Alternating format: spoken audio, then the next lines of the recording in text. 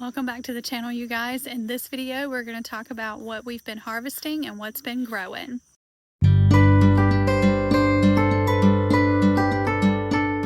So I recently posted a reel talking about like a song was, it's going to be the best one yet. And I was like, that's me to my garden every year. This is going to be the best one yet.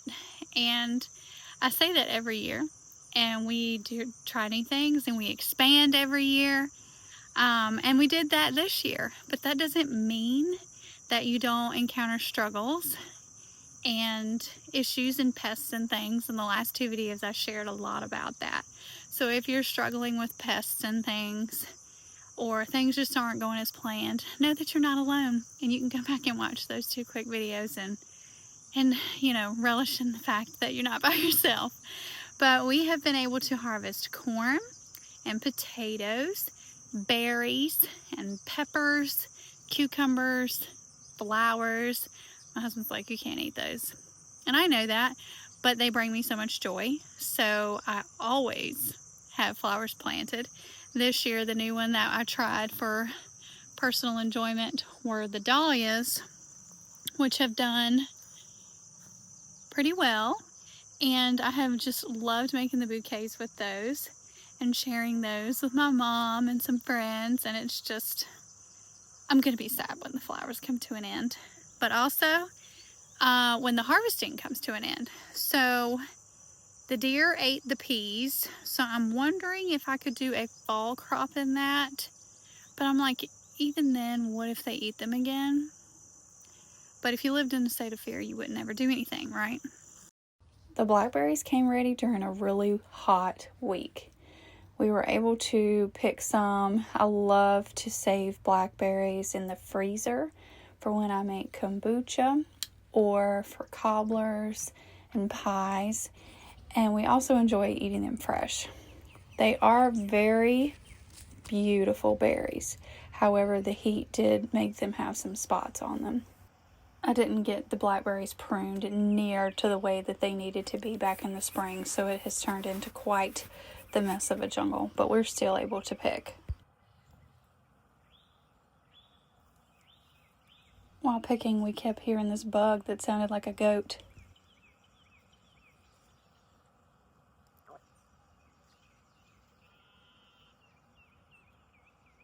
Totally sounds like a goat. We don't have goats. Blackberry cobbler is one of my husband's favorites, so we always get excited to make a fresh one.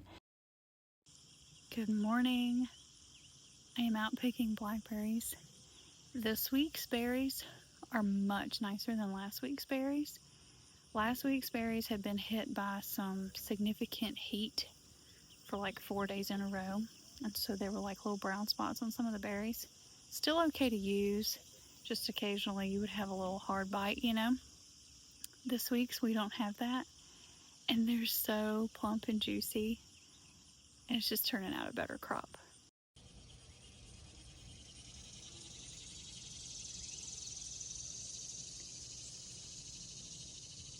Okay, we're gonna call it for the morning. The paste tomatoes are looking well and are starting to come onto the vine.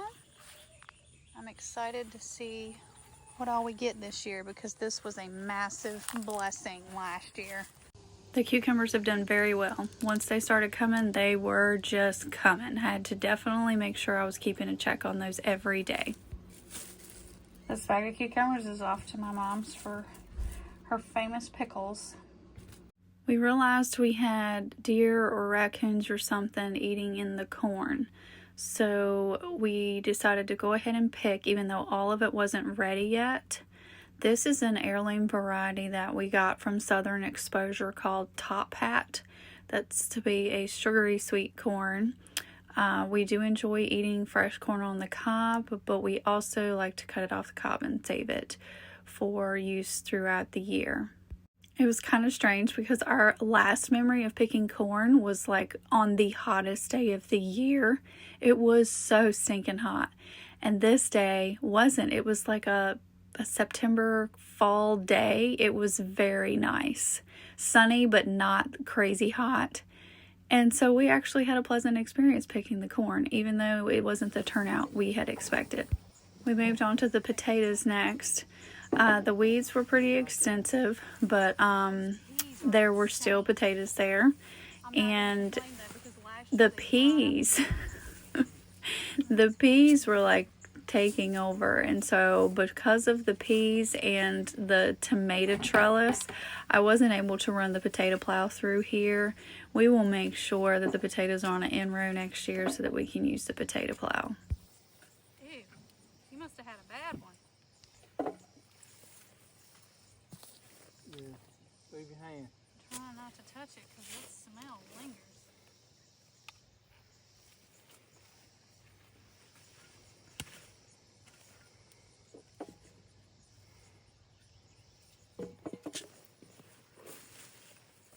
We decided not to get all of them up because it seemed that some of the plants hadn't fully died back, so we're giving them a little bit more time to put out. But look at this beautiful crop. I wasn't able to tend to the corn until the next day. And I realized, you know, editing this, that I do have some serious RBF going on. Just ignore that. Runs in the family. But I was enjoying some quiet time on the porch in the morning doing it. And the cat was trying to do his thing. Oh my goodness. So basically I shucked all of this to save a little bit to use fresh, and then most of it to just cut off the cob to put up for the season. These ears of corn were much smaller than what I'm used to, and like I said, we had tried something new, but I definitely don't think I'll be picking this kind again to grow again. We will switch back to probably incredible corn next year. The output was just so much better and the ears were bigger. But all in all, it wasn't a total loss, right? You know, so we got a crop. My husband had ordered me this little tool to use to get the corn off of the cob. I honestly think I may just prefer using a knife. I mean, most of the ears I seem to have a struggle. I don't know, maybe I'm just doing it wrong, but it did okay. It worked pretty well.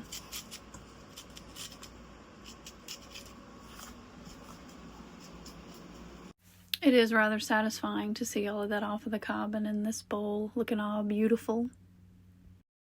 So I like to use quart size freezer bags. I label them with the year that we harvested, just in case things get mixed up in the freezer or there's some from the previous year. And then instead of filling them like I did last time, I am just doing them by portion size for what I think I will need in a soup or in a dish, because if I fill it and then I have to break off some, it is not the easiest thing to do. And then I kind of press it flat for easy stacking in the freezer.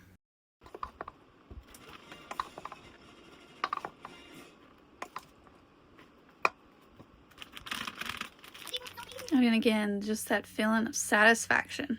I was also able to get my hands on some local blueberries to be able to put some up in the freezer. Of course we eat some fresh, but I like to have a good freezer stash of blueberries to enjoy throughout the winter. The tomatoes look great. Got a little rain shower last night. That's needed with how hot things have been. Look, there's a mater.